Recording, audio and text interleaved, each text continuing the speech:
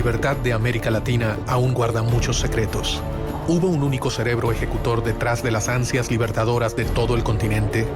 ¿Se ejecutó un plan que había delineado un masón inglés para extender el poder británico en América? Los héroes del continente tuvieron que moverse sigilosamente, conspirando, buscando aliados y tomando decisiones que no todos podían llegar a comprender. ¿Cuánto tuvo que ver la masonería en este proceso?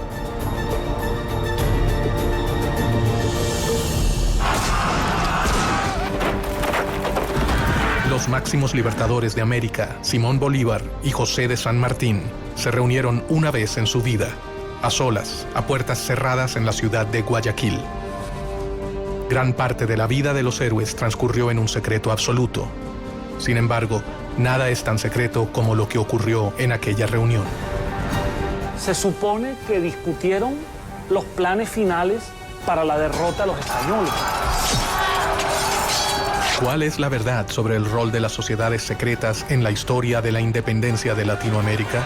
América no se hubiera independizado, sea la del norte, sea la central, sea la del sur, si la masonería no hubiera intervenido.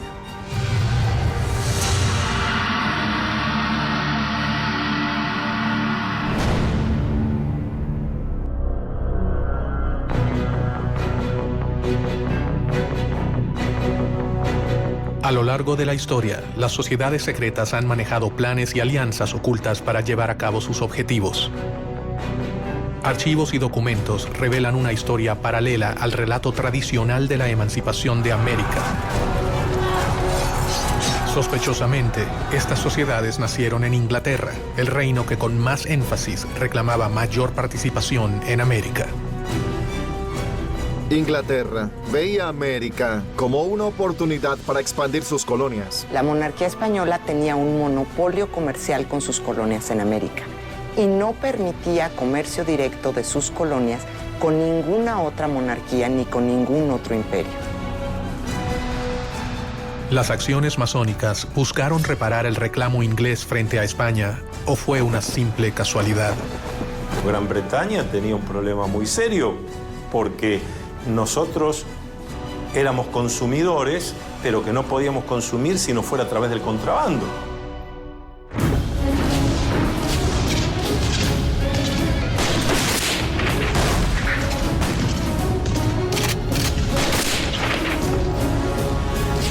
Después de las guerras napoleónicas, después de Waterloo, la economía inglesa está en una depresión y una recesión terrible, con altos niveles de desempleo, mucha disatisfacción, demostraciones populares, etc.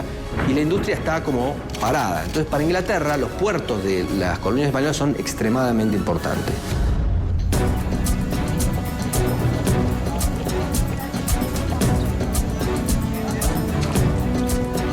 Inglaterra era el lugar ideal para que germinara un plan que podía cambiar el orden mundial para siempre.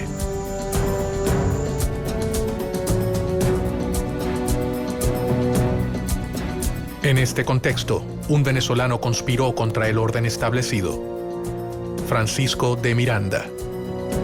Miranda se va a convertir prácticamente en el americano más universal de su tiempo, en el criollo de mayor visión universal y de mayor preparación.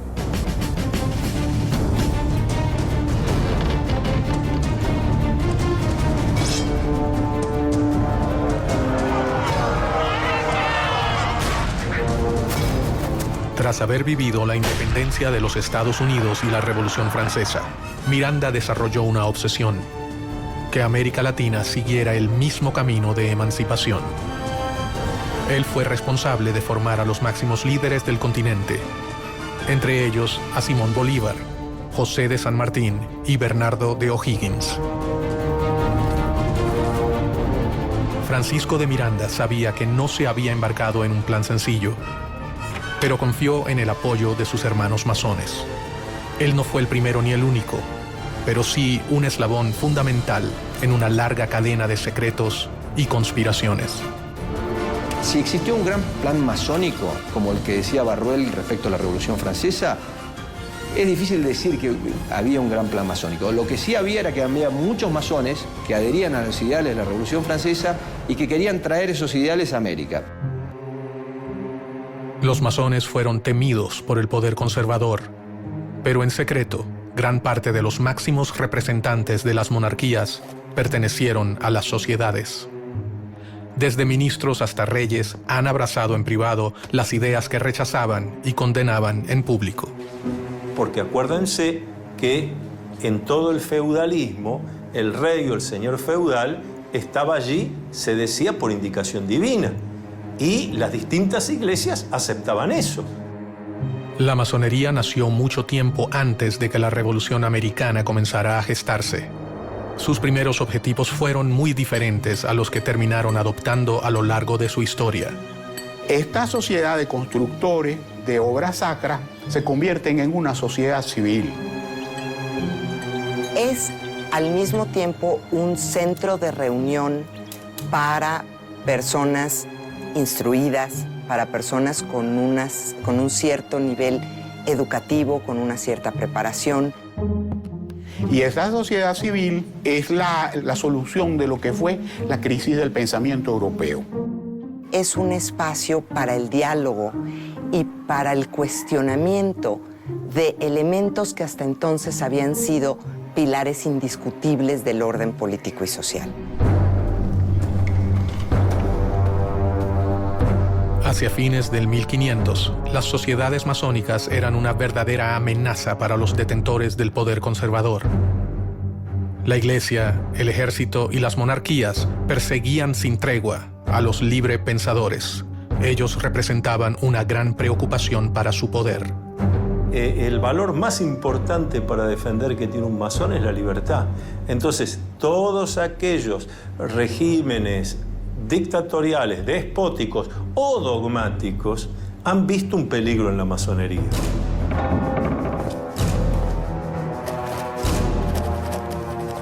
Clandestinamente, sin revelar sus verdaderas intenciones, los masones comenzaron a escalar posiciones en las estructuras tradicionales de poder. Los personajes políticos más importantes que se unen en la masonería lo hacen generando una especie de clientela política dentro de los masones y al mismo tiempo tratando de descubrir toda esta parte secreta, atractiva, interesante que proporciona la masonería. Fue en Inglaterra en donde las logias comenzaron a afianzarse en el poder, de la mano del rey Guillermo III. La masonería inglesa es una masonería simbólica, tiene solo 3 grados. Y los masones ingleses son hombres honorables, que no conspiran ni contra la religión ni contra el rey.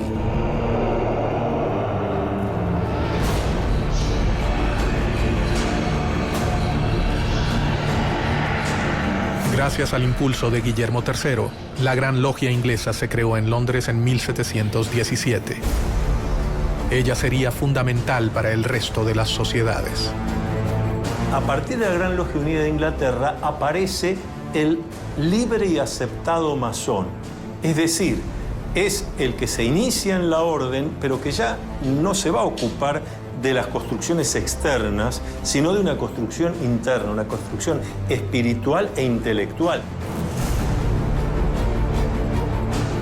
El poder de reclutamiento llegaría a niveles que los masones jamás habrían soñado.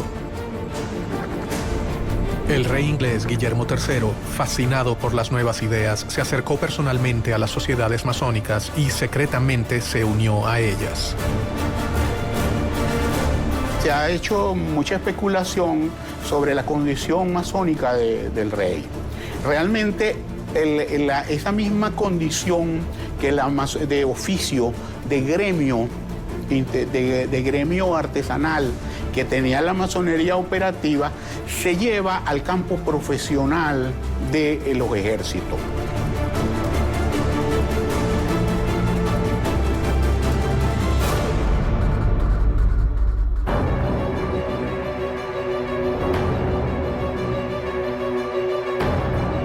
El accionar del rey inglés traería nuevos aires para la masonería europea. Se fundan logias en países como Irlanda, Escocia, Francia y Alemania. En 1726, la Gran Logia Inglesa abrió una sucursal en Gibraltar y en 1728 en Madrid y en Portugal. y al año siguiente en París. Pero la fascinación por las nuevas ideas no quedaría relegada a la corona británica. Años antes del comienzo de las luchas libertadoras en América, un hombre en la corte de España leyó una realidad de una manera totalmente innovadora y comenzó a idear planes para cambiar al mundo.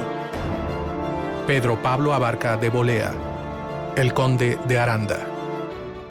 El conde de Aranda resultó ser un personaje muy importante en la historia de las colonias españolas en las Américas. Permitió el funcionamiento y la organización de tanto ideas de la Ilustración como reformas administrativas y propició en algunos sentidos la formación de algunas burguesías en el ámbito de España.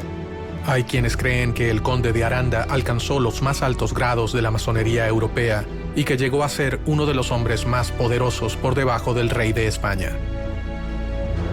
Su influencia sobre el trono y su compromiso con sus ideas podían cambiar al reino español para siempre.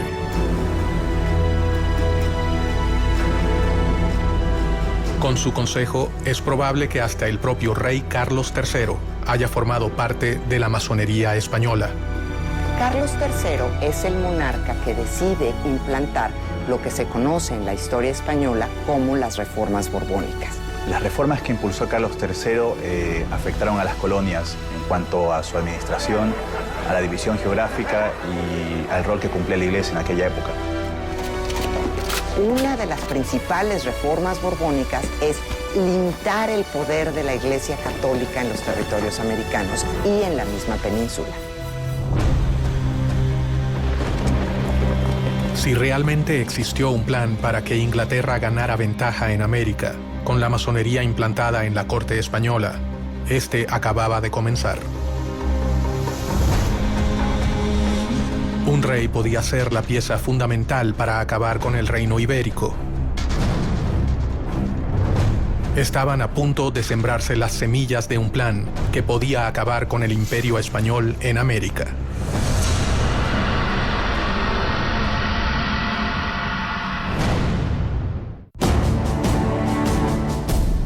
La masonería es una de las redes de sociedades secretas más importantes de la historia. Su organización cambió el rumbo de las relaciones entre América y Europa. Los grandes líderes de la independencia americana eran masones. Miranda, San Martín, Bolívar y O'Higgins fueron grandes maestros. ¿Qué intereses se ocultaban detrás de los planes masónicos? ¿Quiénes se beneficiaban?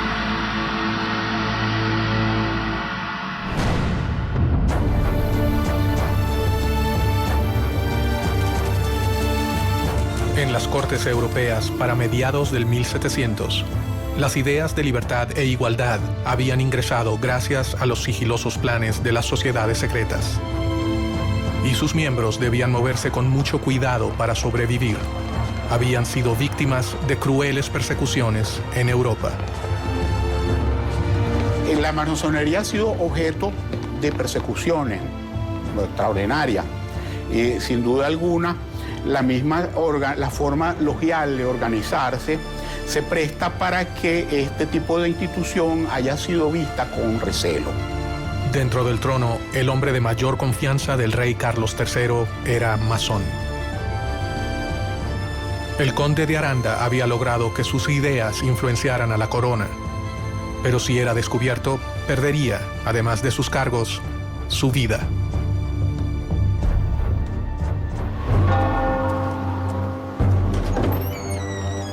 Obviamente que todo aquel que no respetaba los dogmas de la Iglesia Católica Apostólica y Romana era objeto de persecución por la Inquisición. La Iglesia tenía para los masones, eso era las mismas causas de herejía o la podría ser hasta la hoguera.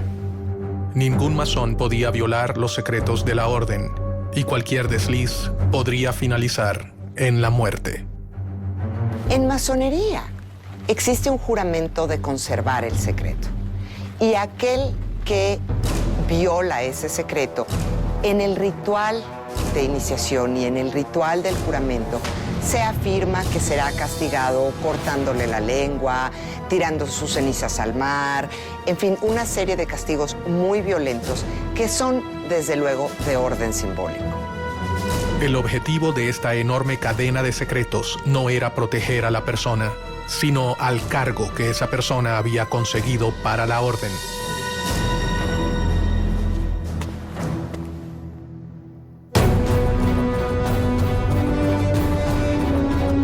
Bajo un gran secreto, el conde comenzó una lucha contra los poderes tradicionales. Todo hombre de poder tiene sus enemigos y el conde de Aranda no era la excepción. Tenía tantos enemigos dentro de la corte como por ejemplo Manuel de Godoy, quien terminó ocupando su lugar, y enemigos obviamente en el exterior y dentro de la iglesia. En medio de aquellos cambios, comenzó a firmar resoluciones que atacaban directamente a su enemigo más poderoso, la iglesia. Una de las principales reformas borbónicas es limitar el poder de la Iglesia Católica en los territorios americanos y en la misma península. Por consiguiente, el conde de Aranda y muchos otros miembros de la corte y el rey Carlos III deciden hacer una serie de reformas como expulsar a los jesuitas de España y expulsar a los jesuitas de los territorios americanos españoles, de las colonias españolas, para limitar el poder de la Iglesia Católica. América era un lugar lejano y complejo. Allí se mezclaban los poderes otorgados a los virreyes con el poder de la Iglesia y las fuerzas extranjeras que buscaban beneficiarse, y los poderes que diferentes órdenes religiosas habían instaurado en el nuevo continente, especialmente los jesuitas. Ellos habían fundado ciudades, misiones y universidades, un gran ejército que respondería ante la voz de los seguidores de San Ignacio de Loyola. Aranda era un tipo brillante y él sabía, estaba consciente de las dificultades que implicaba gobernar territorios tan vastos como eran los territorios americanos y tan diversos desde la península. El conde de Aranda debía debilitar a sus oponentes si quería reducir el riesgo que corrían las logias. Y comenzó a pergeñar un plan secreto. Piensa que la mejor opción es dividir a América en 3 reinos independientes, gobernados por un miembro de la familia reinante, de preferencia por un hijo del rey, e implantar estos reinos independientes con una relación directa con España. Esto era para tener una relación más fluida con respecto al comercio y para que las decisiones no tardaran meses en llegar, o inclusive años. ¿Cuáles eran los verdaderos planes de Aranda? ¿Fortalecer a un imperio español o liberar a América para que pudiera comerciar libremente con Inglaterra? Los principales agentes de la época eran ingleses o franceses. Por tanto, aprovecharse de la posición de poder a fin de alcanzar el objetivo no era para nada descabellado. Fueran cuales fueran las verdaderas intenciones del conde de Aranda, sus ideas tenían fuertes detractores. Debía minar el poder de sus adversarios para que sus planes pudieran concretarse.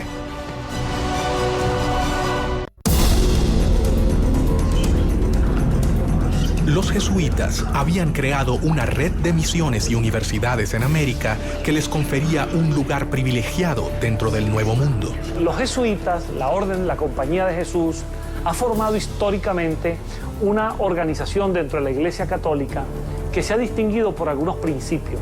Es una orden religiosa con una especie de estructura jerárquica militar. La Compañía de Jesús se había arraigado con fuerza en las colonias españolas en América. Habían logrado organizar a los pueblos originarios y gozaba de respeto y apoyo. Ellos tendrían capacidad de reacción frente a cualquier intento de cambio. Ahí hay varias contraposiciones, ¿no? Porque tanto el Marqués de Pombal, primero en Portugal y luego Aranda en España, van a impulsar procesos de modernización dentro de las coronas que replanteaban los mecanismos de conquistas que tenían en América Latina. El conde de Aranda consideraba que los jesuitas jamás habrían aceptado sus propuestas sin pelear. Enfrentarse a su poderosa organización habría sido fatal, así que ideó un plan para lograr sus objetivos. Y esta fue una de las causas para que los criollos empezaran a sentirse violentados por la corona española, pues sintieron que no se respetaba el papel de una institución que para ellos había sido siempre tan importante como era la Compañía de Jesús.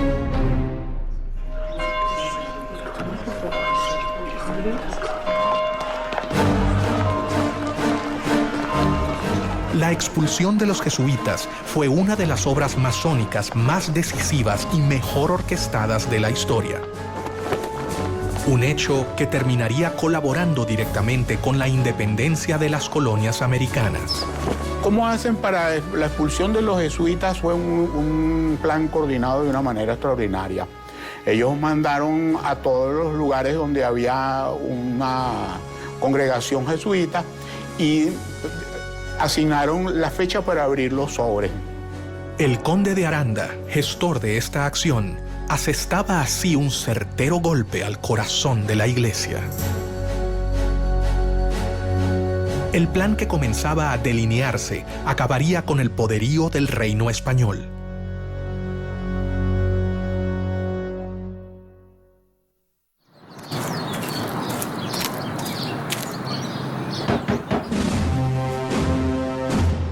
El decreto de Carlos III precisamente ordenaba que se abrieran los sobres ese día para que la operación no tuviera ningún tipo de resistencia. Al decreto de decir se abren los sobres, entonces esa era la gran noticia, y la gran noticia era que iban a ser expulsados de América todos los jesuitas. Pero en el momento que abrieron los sobres, esa fecha que se abrieron los sobres en toda América, en 24 horas estaban montados los jesuitas en los barcos y salían con destino al otro lado del Atlántico. Aranda había sentado las bases para terminar con las colonias españolas en América. Sin embargo, él nunca se imaginó que su plan se pudiera volver contra su propio reino. ¿O si lo sabía y todo fue un plan británico para poder obtener ventajas en las colonias americanas?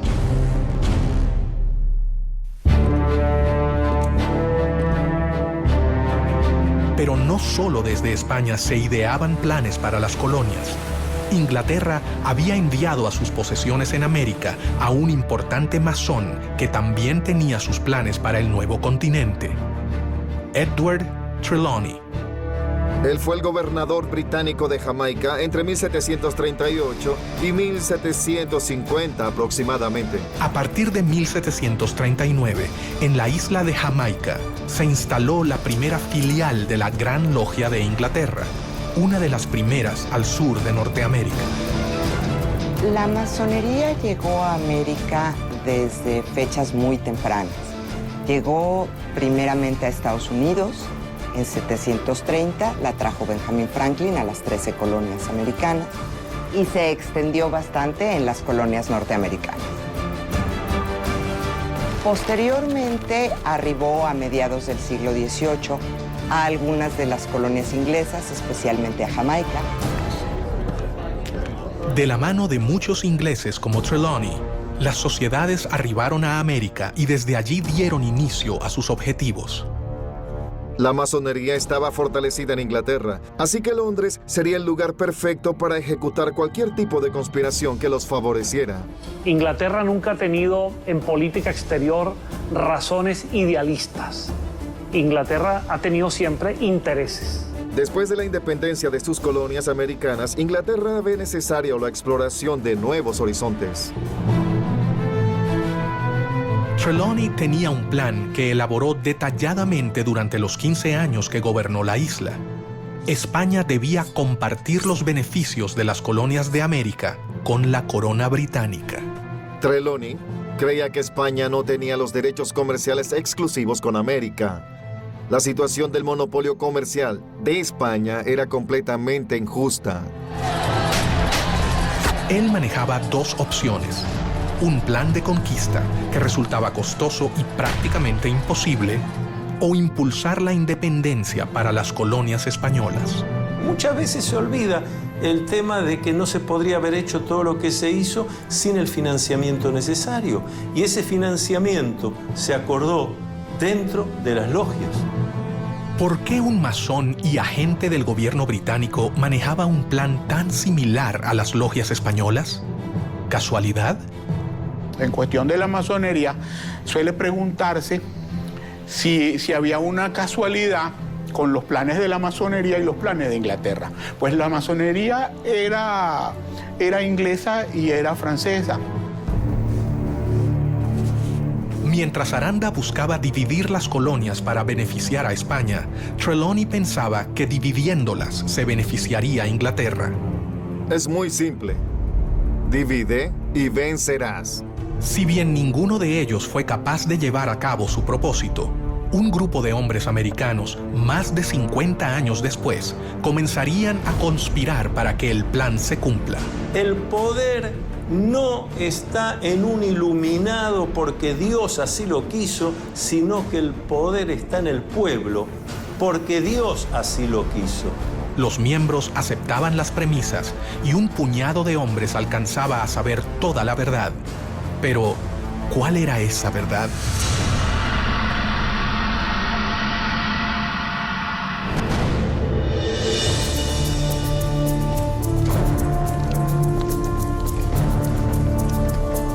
Los librepensadores llevaban a cabo una batalla interminable y desigual con la Iglesia. Si bien ésta había llegado al continente para evangelizarlo, ciertamente no tenía el mismo poder represivo que en los países de origen. El despotismo ilustrado tenía un plan para elaborar su crecimiento comercial, su incorporación a lo que era la evolución hacia el capitalismo, y la Iglesia tenía sus planes a largo plazo. En paralelo a la llegada de las logias al continente, los jóvenes americanos viajaban de América a Europa con el fin de transformarse en los administradores de las colonias españolas en el Nuevo Mundo. Francisco de Miranda fue el primero en llegar. Unos años más tarde viajarían Bernardo de O'Higgins, José de San Martín, Simón Bolívar, Andrés Bello López, entre otros. Otra vez, el lugar de reunión de todos ellos sería Londres. ¿La corona británica estaba interesada en promover a los jóvenes americanos? Muchos de los jóvenes americanos se van a estudiar a Europa. Muchos de ellos también están buscando una educación más cercana a la Ilustración. Inglaterra siempre fue un lugar donde podían desarrollarse diferentes ideas. En Europa se encontraron con una realidad totalmente diferente a la que esperaban hallar. Están buscando una educación más cuestionadora, menos vinculada con la Iglesia, menos vinculada con el conocimiento tradicional. Y es en Inglaterra en donde hay un foco cultural, social, político, donde se está gestando el seno de este pensamiento ilustrado. Los jóvenes que partieron con el fin de realizar estudios formales terminaron convirtiéndose en los héroes de la independencia o en las manos operativas de un plan que había comenzado a forjarse antes de sus propios nacimientos. Casi se podría decir que Inglaterra funcionó con esta fórmula. Inglaterra le brindaba apoyo a Miranda. Francisco de Miranda, el americano más universal, se convertiría en una pieza clave de los planes independentistas. Miranda es un personaje muy interesante, porque es un personaje que tiene una carrera increíble antes de llegar a América, antes de llegar a tratar de impulsar la independencia de América. Es general del ejército francés, pelea en la Revolución Francesa, pasa por la corte de Catalina la Grande en San Petersburgo, vive en Londres y se conecta y está mano a mano con personajes importantísimos de la política inglesa. Miranda fue el padre de la independencia del continente, uno de sus ideólogos, protagonista de sus batallas y personaje fundamental en el diseño de una estrategia para llevarla a cabo. Miranda es un gran conspirador.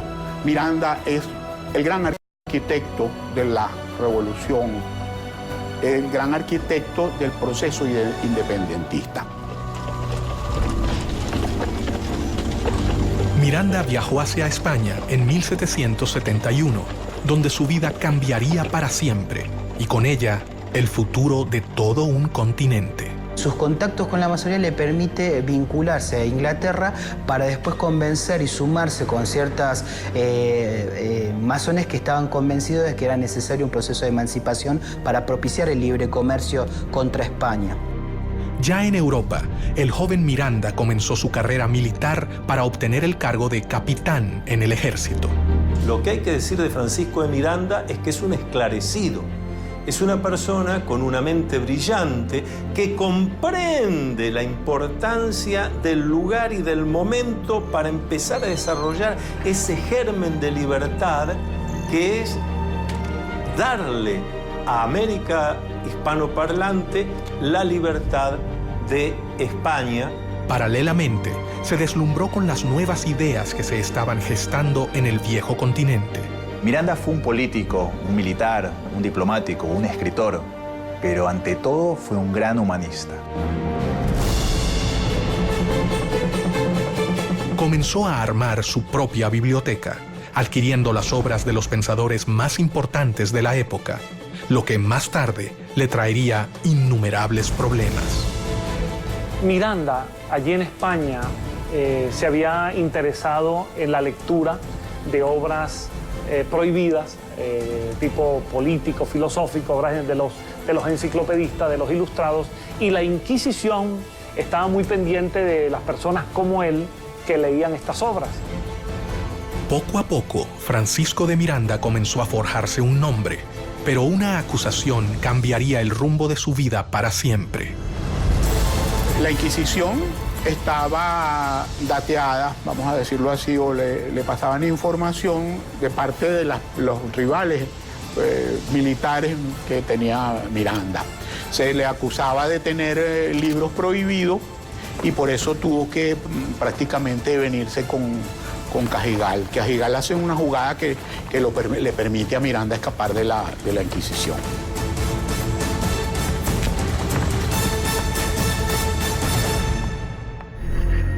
Y a partir de allí, Miranda es declarado prófugo de la justicia española, pasa a ser perseguido por España y obviamente, a medida que se van produciendo los acontecimientos, Miranda, cada vez la persecución de España es mayor. El 10 de julio de 1783 llega a los Estados Unidos. Ya se ha producido la declaración de la independencia, el hecho independentista de Estados Unidos, y Miranda se apasiona por ese proceso. Y Miranda va a viajar por distintas ciudades de los Estados Unidos, tratando de tomar contacto con esa realidad, con las causas que llevaron a la independencia, con la manera como los Estados Unidos de América se ha independizado de Inglaterra y sobre todo toma contacto con los ideales de los independentistas norteamericanos. En Estados Unidos, Miranda terminaría de comprender qué debía hacer. Había llegado al país que acababa de independizarse y allí conoció a los grandes protagonistas de la independencia. Especialmente trabó relación con George Washington. Tuvo entrevistas con líderes como Jefferson, Hamilton, Knox, es decir, con figuras muy importantes en la conducción del nuevo país independiente en Norteamérica. No se sabe exactamente dónde se inició el general Francisco de Miranda como masón.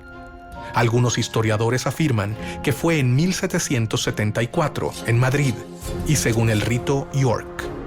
Otros dicen que fue iniciado por el mismo George Washington en la Logia de Virginia. Muchos historiadores se preguntan cómo era posible que este joven, nacido en Caracas, de ascendencia isleña, canaria, que empezaba a ser perseguido por España, pudiese ser recibido en los Estados Unidos por el presidente de la nación y por los principales líderes de esa nación. De allí nace, entre muchos historiadores, la posibilidad de que Miranda en esa relación haya estado apoyado por la masonería. Su futuro comenzaba a dibujarse. El hombre que había servido al ejército español alrededor del mundo estaba por transformarse en la pieza clave para que perdieran sus colonias en América. Debajo de la mesa, alguien estaba poniendo en marcha los planes elaborados por el conde de Aranda y Trelawney, el viejo gobernador de Jamaica. La idea era separarse de España y de alguna manera seguir el modelo republicano que ya se había establecido en Estados Unidos. Miranda se ha convertido en masón, comenzando así a conocer las ideas más revolucionarias de la época. Ha vivido la independencia norteamericana de cerca, haciéndose eco de los ideales revolucionarios. Ha sido acusado por el país por el que arriesgó su vida y ahora mira hacia su continente. El futuro héroe de la revolución comenzó a desarrollar cada vez más sus planes para independizar a América, pero sabía que no podía hacerlo solo.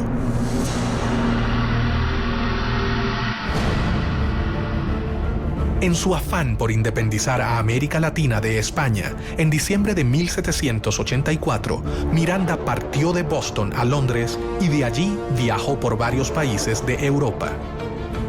Su idea era conseguir el apoyo inglés para comenzar el proceso independentista de América Latina. En Londres, Miranda hallaría la tierra fértil que necesitaba para cumplir con su objetivo. Inglaterra había encontrado al hombre que finalmente los haría desembarcar en las colonias americanas. Miranda sí utilizó a Inglaterra, en el sentido de que Londres le sirvió de base de operaciones durante muchos años, en el sentido de que Pitt le dio algunos respaldos económicos indirectos, en el sentido de que hubo figuras del gobierno inglés que le apoyaron. Miranda decidió recorrer diferentes países europeos en búsqueda de apoyo para su plan. Y allí también, en las distintas logias europeas que Miranda visitó y en algunas de las cuales tuvo que estar bastante tiempo para convencer, para contestar preguntas, para ver cómo se podía hacer, para trabajar sobre mapas, etc.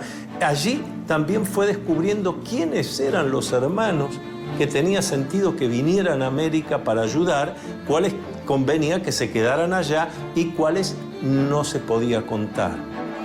En 1792 se encontraba en París, donde estaba en pleno desarrollo la Revolución Francesa. Sin dudarlo, Miranda decidió ponerse al servicio del gobierno revolucionario. Por segunda vez en su vida, se encontraba en contacto con ideales revolucionarios llevados a cabo por logias masónicas. Es que América dependía totalmente de lo que sucedía en Europa. América no tenía entidad política propia. América, para entender lo que pasaba en América, había que entender lo que pasaba en Europa. Y hasta 1815, Europa tiene una figura central que es Napoleón. Entonces, volviendo a la masonería, hay dos países donde la masonería tiene una importantísima influencia: Estados Unidos y Francia.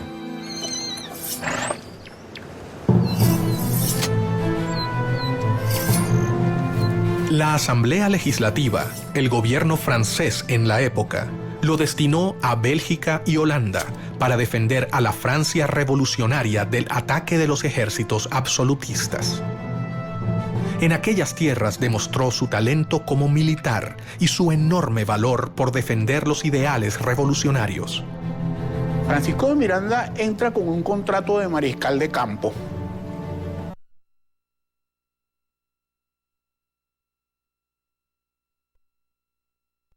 Parte activa en este proceso. Es muy interesante porque el sector al cual Miranda está vinculado es al de los girondinos, y en Caracas se le acusaba más tarde de jacobino. Gracias a su aporte en Francia, Miranda se convirtió en el único latinoamericano cuyo nombre figura en el Arco del Triunfo.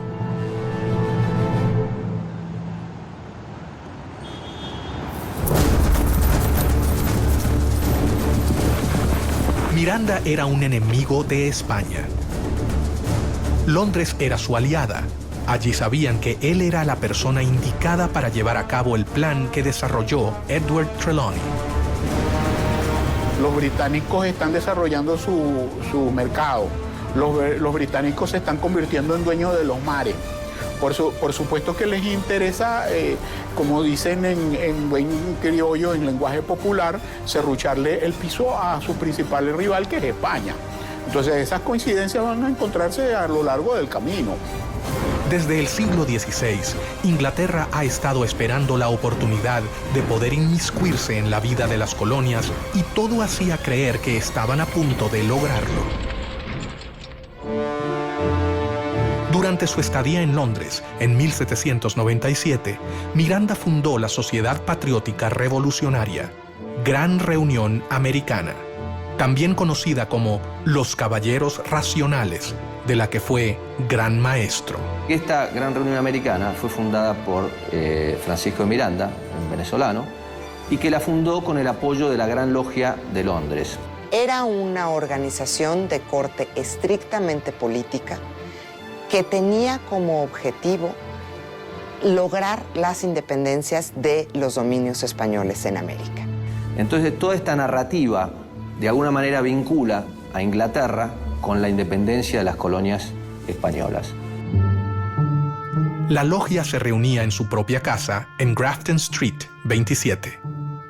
Allí comenzó a congregar a los jóvenes americanos que llegaban a Europa. Miranda había tejido una red epistolaria.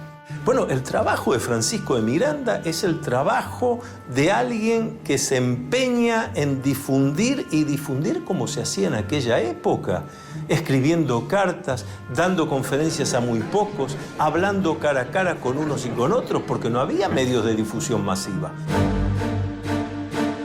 En estas reuniones comienza a preparar su plan más oculto. Estaba dispuesto a ofrecer su vida por la libertad de su continente y pensaba que un gran número de americanos seguirá su camino. La masonería le había enseñado el modo más seguro y efectivo de que sus planes llegaran a concretarse. La Gran Reunión Americana fue la simiente de una serie de agrupaciones que se establecieron por toda España, después en Sudamérica, en Nueva España e incluso en Estados Unidos y en Londres.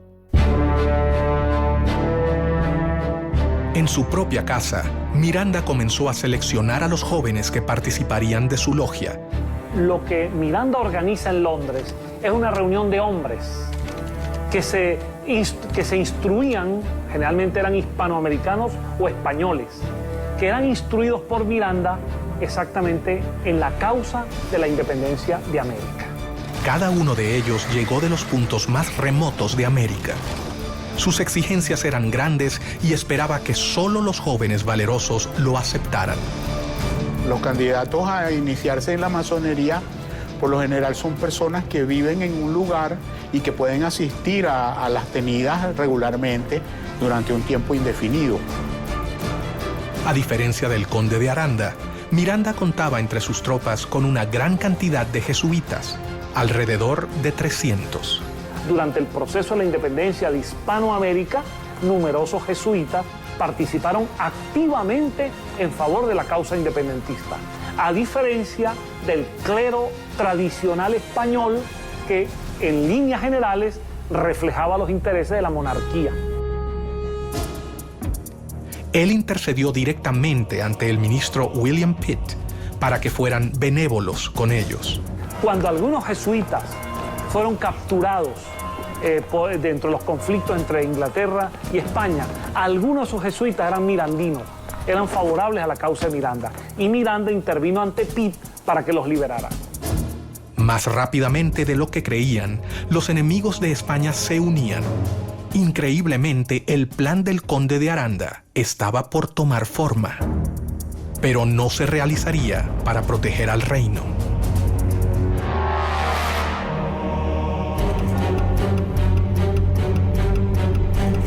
Francisco de Miranda sabía que la elección de los postulantes sería determinante para sus planes.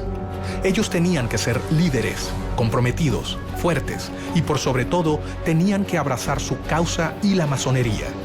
No podía exponerse a que sus planes quedaran expuestos.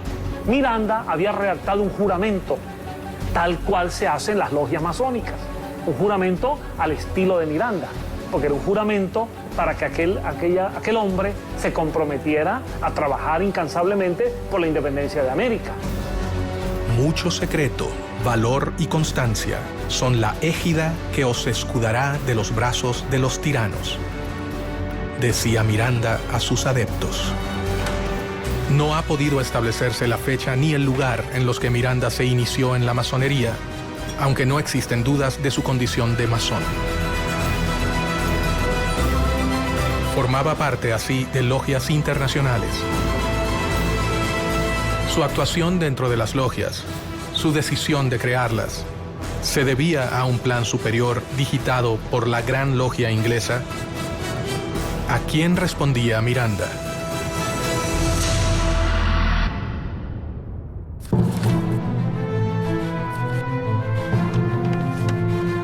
Casualidad o no, el plan elaborado por Miranda y las logias parecía responder palmo a palmo al plan creado cerca de medio siglo antes por otro masón, perteneciente a la Gran Logia de Inglaterra, el gobernador de Jamaica, Edward Trelawney. Si bien se parecen en cuanto al rol del comercio en América y en cuanto a quién sería el más beneficiado, divergen con respecto a su finalidad. A diferencia de Trelawney y del conde de Aranda, Miranda puso en práctica lo que otros solo habían pensado. Es una época en la que se está dando una transición de un mundo constituido por instituciones, de una sociedad corporativa a una sociedad más individual. Para organizar sus filas, Miranda decidió no incluir hombres mayores de 40 años. El venezolano confiaba en que los jóvenes serían quienes lo ayudarían a culminar su plan. La inteligencia de Miranda lo llevó a comprender que para ciertas cosas necesitaba contar con lo que nosotros llamamos los ancianos sabios. Contactos políticos, diplomáticos, financieros.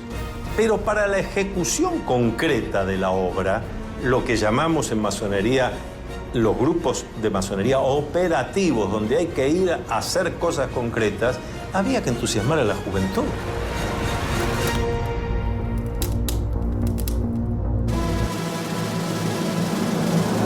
Poco a poco, un plan se hacía evidente.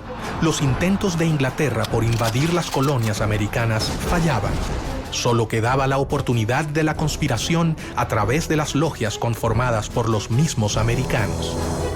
Recordemos que al mismo tiempo, Inglaterra siempre estaba intentando cualquier tipo de invasión de las colonias americanas. E Inglaterra poco a poco intentaba sustraer algunos territorios dentro de esa vasta expansión continental que era Hispanoamérica. Era como una obsesión de adueñarse de nuevas tierras. Las diferentes logias mirandistas que se habían creado en Europa comenzaron a trabajar en pos de la emancipación de América. La logia más decisiva en la liberación del continente fue la logia Lautaro. Las logias Lautaro empiezan con una logia madre establecida en Sudamérica. Se considera, pero no hay certeza, que quien establece esta logia madre fue José de San Martín. Se nos ha preguntado muchas veces sobre si esas logias funcionaban igual que cualquier otra logia masónica.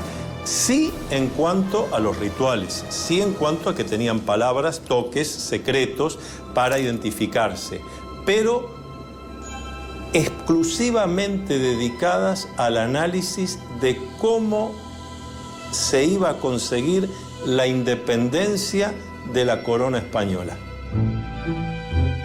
Bernardo de O'Higgins y José de San Martín, sin dudas, fueron los dos hombres fundamentales para el funcionamiento de la logia. Para afiliarse a Lautaro, había que ser americano y jurar luchar por la independencia. Su lema era unión, fuerza y virtud, y en las comunicaciones usaban el símbolo masónico OO. Y sigue la misma estructura de los caballeros racionales, copiando la estructura masónica, con miembros que eran masones, como Carlos Alvear, y que establecen una logia principal que se convierte en la Gran Logia. Miranda se había asegurado de reclutar a los jóvenes americanos más prominentes que se encontraban en Europa.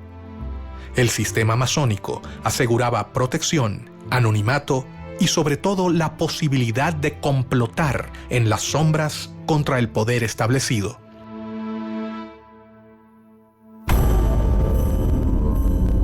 Mientras que las logias se afianzaban en América, sus líderes debían tomar las precauciones necesarias para proteger a sus miembros. La clave de la supervivencia se encontraba en sus intrincadas estructuras, su complejo modo de ingreso y su compromiso de silencio. Las logias que operaban aquí practicaban rituales masónicos que tenían que ver más que nada con el sistema de grados. Según el grado que cada hermano tenía dentro de la logia, era el conocimiento de la parte del plan que tenía. El ascenso del grado tiene que ver con la lealtad que hayas demostrado a la causa de la independencia o a la causa de los gobiernos independientes. Las logias Lautaro tienen solamente 5 grados y el último grado está destinado para los líderes militares, que son aquellos que van a controlar, que son aquellos que van a llevar el mando de las armas en las independencias y después, mediante las armas, van a sostener los gobiernos independientes recién establecidos. Ninguno tenía todo el plan, de manera tal que si alguno de los hermanos hubiera caído en manos del enemigo y bajo tortura se hubiera visto obligado a revelar algún secreto, el secreto que revelaba era apenas un trocito de la totalidad.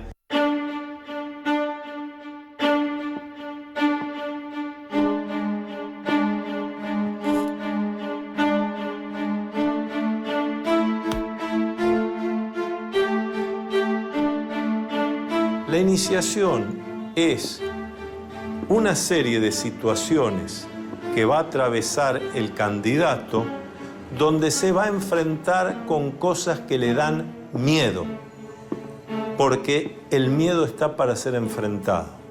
La ceremonia variaba según la logia y esta se podría realizar en diferentes lugares, como por ejemplo recámaras, sótanos e inclusive cuartos oscuros, donde se realizaba la iniciación. Entonces siempre está acompañado por un hermano que en masonería llamamos el hermano experto. Es el que lo acompaña. No hace el trabajo por el candidato lo tendrá que hacer. Enfrentar sus miedos, sus dudas. Pero va a estar bien acompañado. Está desde el principio entre amigos, está bien cuidado.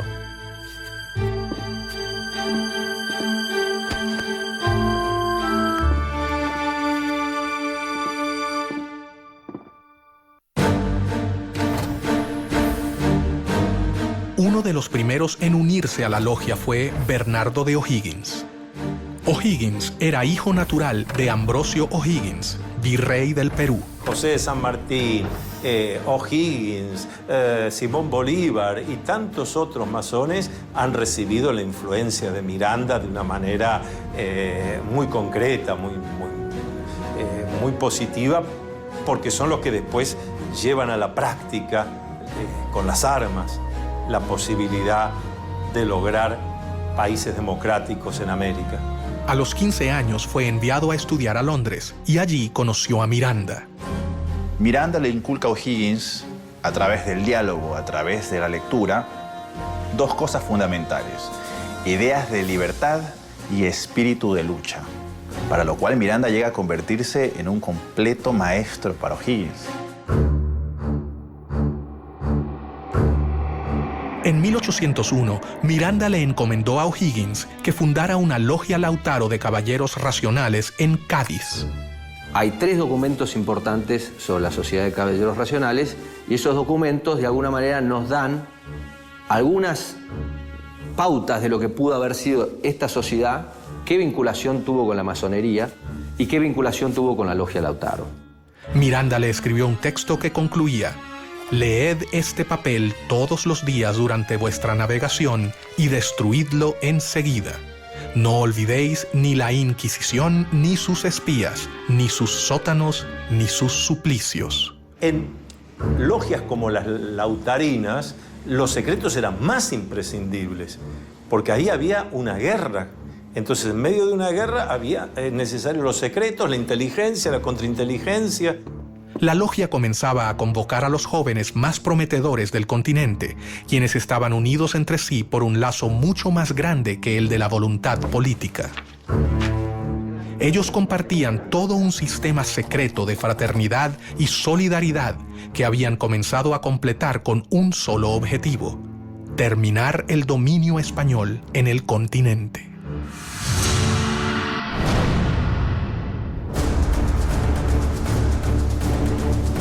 Rápidamente, O'Higgins se convirtió en una persona de confianza del gran ideólogo de la independencia latinoamericana. En una de las tertulias que solían compartir, Bernardo le narró la historia del cacique Lautaro. Miranda, inspirado en su vida, bautizó así su logia. Lautaro, en homenaje a un cacique de un pueblo originario de nombre Lautaro, que había combatido y había muerto peleando contra el ejército español del rey. Entre los amigos de Miranda se encontraba su compatriota Juan Bolívar, el padre de Don Simón, a quien conocería en el primer viaje que éste realizó a Europa. Una relación compleja, no una relación fácil. Vamos a ubicarnos históricamente. Miranda nace en Caracas en 1750. Bolívar nace en Caracas en 1783. Cuando Bolívar está naciendo en Caracas, Miranda está en los Estados Unidos, concibiendo a sus 33 años toda la relación de conocimiento de la independencia de los Estados Unidos y proyectando su lucha independentista en América. De modo que la diferencia de 33 años es muy significativa para entender la relación entre estos dos gigantes de la independencia americana. Bolívar llegó a Cádiz en 1803 y rápidamente fue admitido en la sucursal de la Gran Logia Americana, la Sociedad de Caballeros Racionales. Mientras que sus seguidores comenzaban a prepararse en Europa, Miranda decidió intentar realizar la primera revolución. El objetivo sería su país natal, Venezuela. Se habla de un intento fallido, una intentona de golpista incluso de Francisco de Miranda en Coro y en Ocumare. Esto es una historia muy interesante porque ahí hay un inicio de la independencia. Para ello, primero viajó a New York.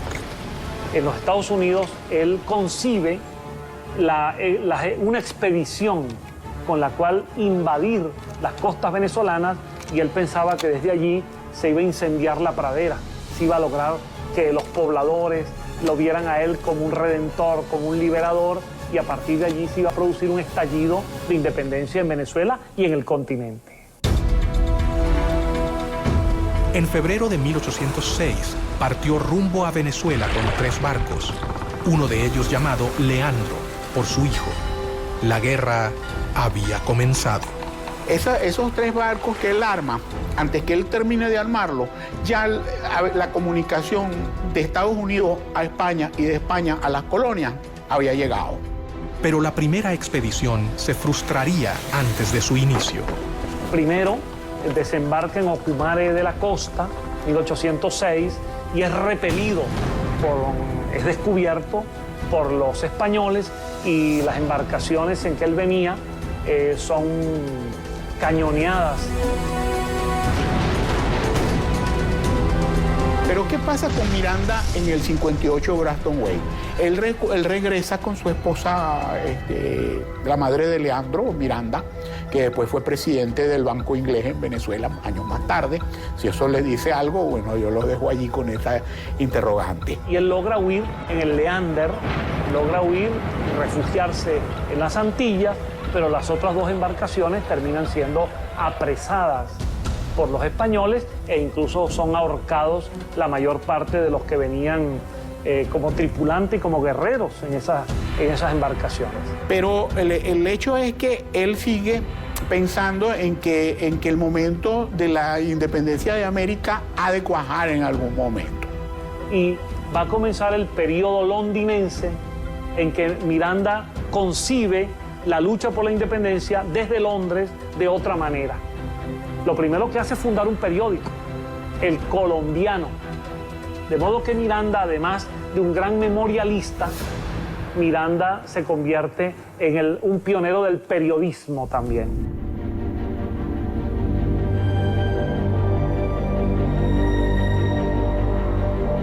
En 1806, Bolívar recibió el grado tercero, o maestro, en la logia simbólica London número 5 de Inglaterra.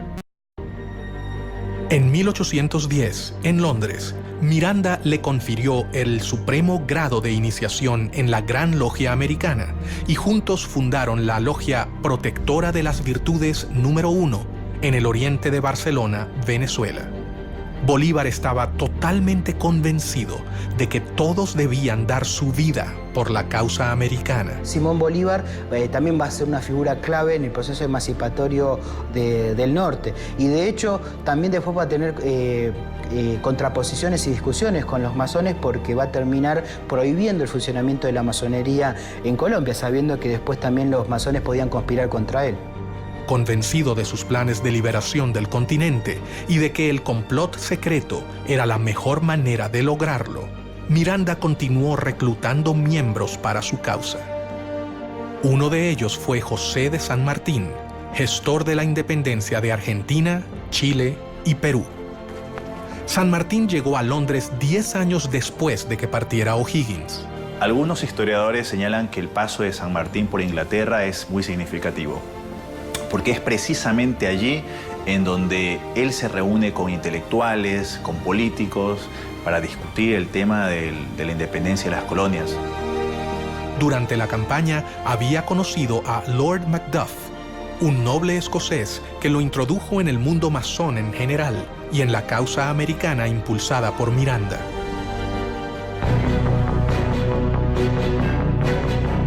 Fue allí donde San Martín hizo contacto por primera vez con círculos de liberales y revolucionarios que simpatizaban con la lucha por la independencia americana. Si San Martín fue un agente inglés, es una gran pregunta. A los pocos que han sostenido que es así, han sufrido la ira del dogma sanmartiniano. ¿Cómo poder decir semejante cosa? El centro de difusión y reclutamiento continuaba siendo Londres. Allí, según algunas fuentes, San Martín se reunió con sus compatriotas Alvear y Zapiola. ¿Por qué razón San Martín se incorpora a esta logia? Es otro de los grandes misterios. Se incorpora después de haber estado casi un año en los campamentos del ejército inglés en Portugal. ¿Cuánto sabía el reino inglés de lo que sucedía dentro de su territorio? La realidad es que tenemos que entender qué es lo que significa la palabra agente.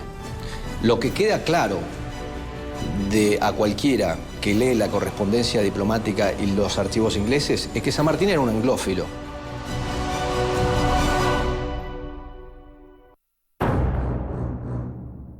Miranda sabía que había logrado dar el primer paso. Las logias en Europa se fortalecieron y sus miembros estaban totalmente convencidos de la necesidad de la independencia. El siguiente paso era mucho más arriesgado. Se debían fundar filiales en el continente americano. Se establece una gran logia principal que se considera la logia madre y después se van estableciendo logias y grandes logias por todos los territorios sudamericanos y se vuelve la estructura en la que se apoyan estos líderes para atraer partidarios, para agrupar en esas logias a todos los que están buscando las independencias hispanoamericanas y una vez que se consiguen, para endoctrinar en los nuevos principios republicanos, liberales, a los que van a ser los líderes, los directores, los gobernadores de los nuevos países hispanoamericanos que se establecerán inmediatamente después de la consecución de las independencias. Miranda había logrado reclutar a los hombres más prometedores. Su plan estaba en marcha, pero el poder de España era superior a la resistencia que podían brindarle los futuros ejércitos revolucionarios. La realidad es que era una conspiración lo que querían los caballeros racionales, porque de alguna manera estaban conspirando contra el rey de España, porque querían implantar en América la independencia y la Constitución. Y eso era anatema para el sistema monárquico. Los viajes de formación de los jóvenes latinoamericanos en Europa tocaban su fin. Tras haber concluido sus estudios militares y haberse formado en las ideas del humanismo, los futuros administradores de las colonias volvían a sus hogares, pero no regresaban con la idea de mantener la administración colonial. Ellos regresaban con un nuevo objetivo: liberar a sus tierras de España. Miranda lo había logrado. Una compleja red de sociedades se había formado a lo largo de todo el continente. La independencia latinoamericana estaba en camino.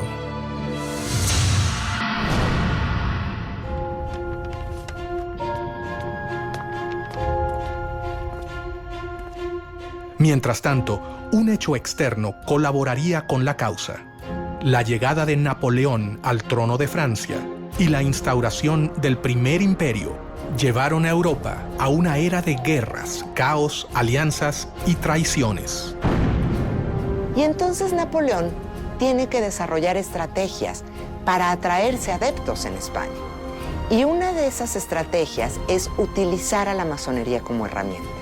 Hasta el momento en que ellos iban conquistando una ciudad, iban conformando logias y iban dejando sus cuadros masónicos como una suerte de control de la sociedad civil. Las fuerzas napoleónicas contaron con una serie de victorias iniciales que llevaron a la abdicación del rey español en Bayona, Carlos IV, quien se vio obligado a renunciar en favor de su hijo Fernando VII. Napoleón crea su propia masonería, que es conocida como masonería bonapartista. Incluye ahí a todos los que son denominados afrancesados, que son los españoles que aceptan el gobierno bonapartista y que reconocen a Napoleón y a José Bonaparte. Pero al poco tiempo, Napoleón decidió reemplazar a los reyes borbones de su trono, por lo que hizo abdicar a Fernando VII en favor de José Bonaparte, el hermano del emperador francés. Napoleón se burlaba de los masones, decía que era un grupo de imbéciles que hacían ceremonias ridículas, pero la realidad es que todos sus hermanos eran masones. No solo eran masones, sino que José Bonaparte, su hermano mayor, que luego es rey de España, era el gran maestre del Gran Oriente de Francia, es decir, era el líder de la masonería francesa.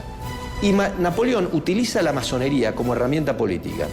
Y dentro de esas logias intenta difundir una serie de principios que hacen aparecer a su imperio como un imperio muy liberal, defensor de los derechos del hombre, defensor de los derechos del ciudadano, pero al mismo tiempo pues no deja de ser un imperio. Mientras Europa vivía convulsionada, las logias masónicas entendían que era el momento de actuar.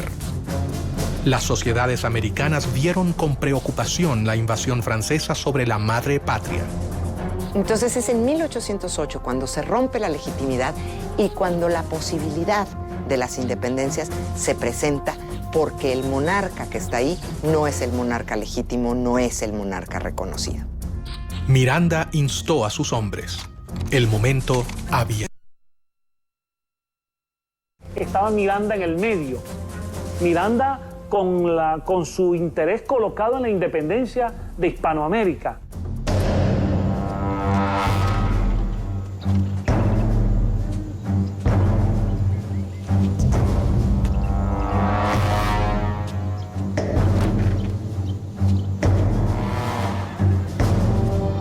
La primera logia masónica mexicana se creó en 1804, a principios de la lucha por la independencia en Ciudad de México, en la calle de las Ratas, número 8.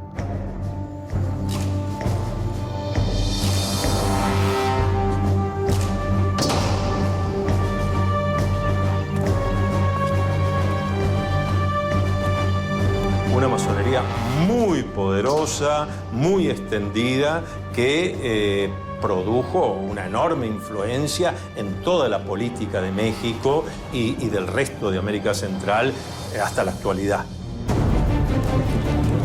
Los masones mexicanos fueron los primeros en entrar en acción. En 1810, Querétaro era el principal centro de la conspiración para llevar a cabo la independencia política del país.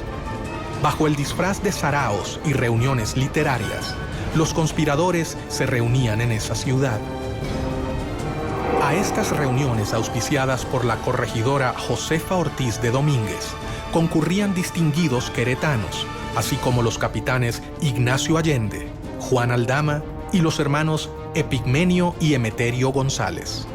También asistía a ellas secretamente el cura de la parroquia de Dolores, Miguel Hidalgo y Costilla. Cuando ya se había fijado la fecha para el levantamiento, varias denuncias pusieron sobre aviso a las autoridades españolas y éstas procedieron rápidamente a sofocar el movimiento, cayendo sobre las casas de los conspiradores para encarcelarlos. Sin embargo, no pudieron contra ellos y el 16 de septiembre fue declarada la Independencia Nacional de México.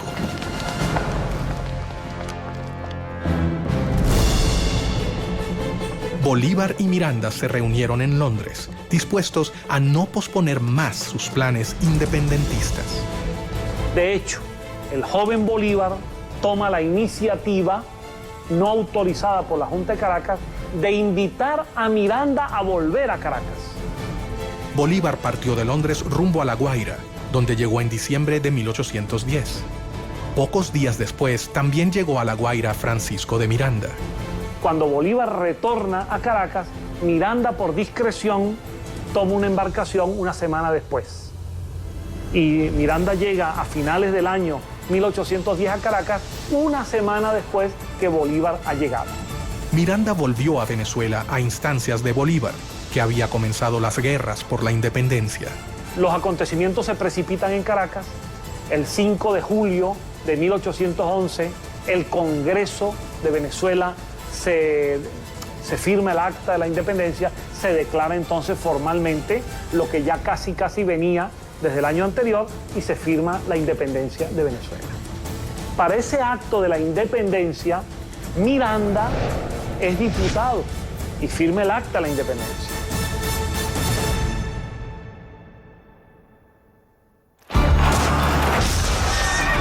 Miranda fue nombrado generalísimo del ejército venezolano, pero tras una serie de reveses militares, tuvo que capitular. Una de las causas que han forzado a Miranda a capitular es la pérdida de Puerto Cabello, que era la primera plaza militar de Venezuela. ¿Y quién estaba al frente de la plaza de Puerto Cabello? El coronel Simón Bolívar. Miranda y otros 400 patriotas a los que al capitular se les había prometido la posibilidad de exiliarse, fueron apresados. Fue tomado prisionero por un grupo de oficiales venezolanos, entre ellos Simón Bolívar. Y cuando ve a Bolívar, a Miguel Peña y a otros más que lo estaban deteniendo, Miranda exclama en una de las frases que más ha marcado el destino venezolano, una frase dramática hasta el día de hoy. Miranda dice: bochinche, bochinche. Este pueblo lo único que sabe hacer es bochinche. Y finalmente Bolívar es un agente histórico de aquellos que lamentablemente intervinieron para que Miranda fuese detenido. En mi opinión, un verdadero lunar en la historia de Simón Bolívar, la detención.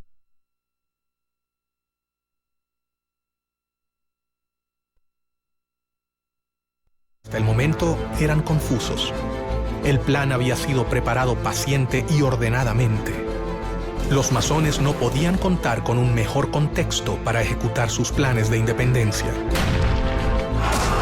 América era un reguero de pólvora que quedaba a 10.000 kilómetros de la metrópoli que la dominaba desde hacía casi 3 siglos. De hecho, las logias masónicas permitieron resguardar este funcionamiento para permitir organizar y libertar a América dentro de un gobierno que era opresivo. Los masones habían cambiado definitivamente los libros y sus reuniones por las armas. Era el momento de la acción.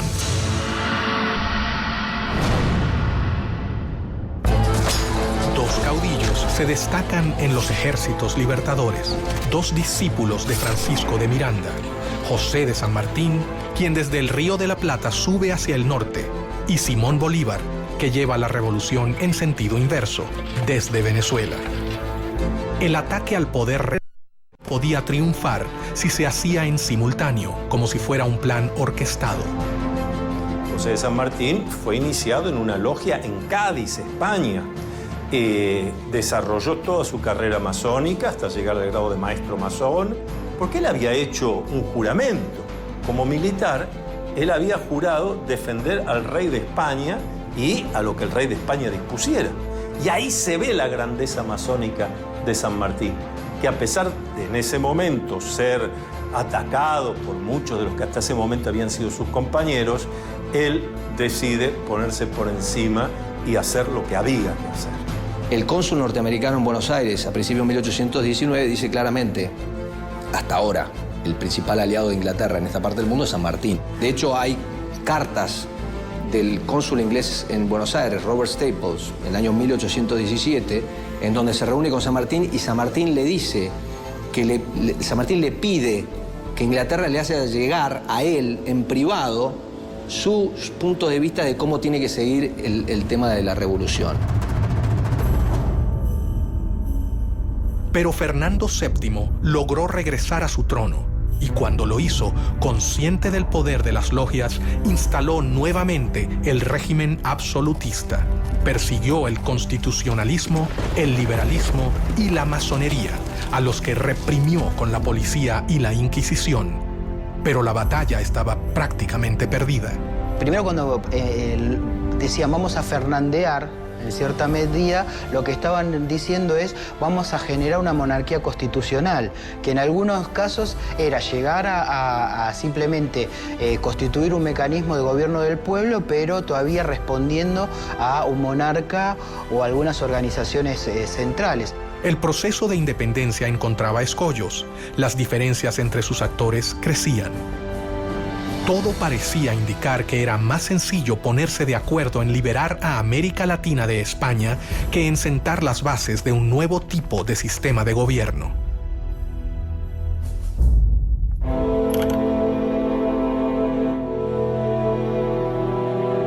Mientras sus hombres cumplían un sueño de más de 100 años de espera, Miranda fue trasladado a España y murió en una cárcel antes de que la emancipación finalizase.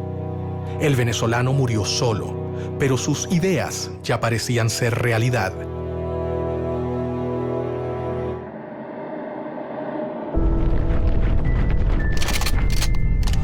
Los conflictos en Europa y España ocurrían tal y como lo había previsto Pedro Pablo, conde de Aranda, cuando sostuvo ante el rey Carlos III: jamás han podido conservarse por mucho tiempo posesiones tan vastas, colocadas a tan gran distancia de la metrópoli.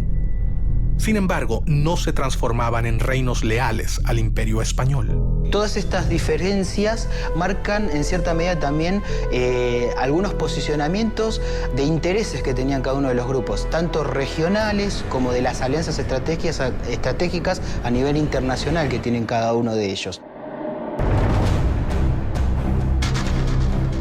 Los masones siguieron sus planes. Cientos de miles de hombres de todo el continente han abrazado su causa. Sin embargo, un hecho dejaría abierta para siempre una pregunta que jamás ha podido ser respondida. El 26 de julio de 1822, en medio de las batallas, los dos generales, Bolívar y San Martín, realizaron una reunión a solas en la ciudad de Guayaquil. Era evidente, era necesario que se reuniesen los dos grandes libertadores, Bolívar y San Martín, que hasta ese momento no se conocían personalmente. Este va a ser su primer y único encuentro en 1822. Ellos conversaron y esas palabras que nadie jamás supo cambiarán la historia del continente. ¿Qué ha pasado ahí? ¿Qué ocurrió? Se ha especulado mucho, pero no lo sabemos. Pero no lo sabemos precisamente porque como buenos masones conocían todos los secretos y algo los lleva a tomar esas decisiones. Bajo una de las versiones más popularizadas, por ejemplo, en la Argentina, la influencia inglesa fue bastante nefasta y de alguna manera impidió que San Martín terminara su tarea liberadora y que de alguna manera lo forzó a retirarse de América en su entrevista con Bolívar. Tras conversar a solas, los hombres se despidieron. Pero al salir, la realidad había cambiado. Bolívar finalizaría la gesta independentista. San Martín se retiraría a Europa. Yo no sé si San Martín era un agente inglés. Lo que sí sé es que San Martín era un hombre que tenía convicciones políticas muy conservadoras que era conveniente para Inglaterra. ¿Tuvo algo que ver Inglaterra en esta reunión?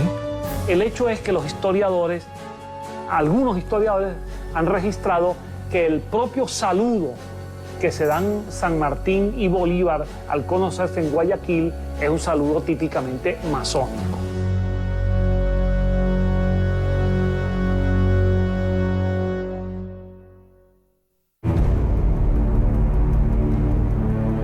Nunca se sabrá hasta dónde Inglaterra colaboró con la independencia de América, pero sí es un hecho que los héroes de la emancipación supieron cómo canalizar los conflictos políticos de la época utilizándolos a su favor. Napoleón decía que la historia no era más que una ficción acordada por la mayoría. Muchas veces lo que sucede es que la historia que escuchamos no es la historia real, es la historia que queremos escuchar de alguna manera o que nos gustaría escuchar. Entonces, con la masonería siempre hay un tema, porque en la explicación o en la versión oficial de la historia de la Gran Reunión Americana, inevitablemente se vincula la Gran Reunión Americana con Inglaterra y a Inglaterra, a su vez, con el proceso de la independencia. El plan de Trelawney, la recomendación del conde de Aranda y el sueño de Miranda lograba ser concretado por estos jóvenes que cumplieron con sus promesas hasta el final: liberar al continente americano. Yo te puedo decir que la independencia de toda América, América del Norte, América Central y América del Sur, es el resultado del trabajo de los masones en sus logias y de un plan masónico universal.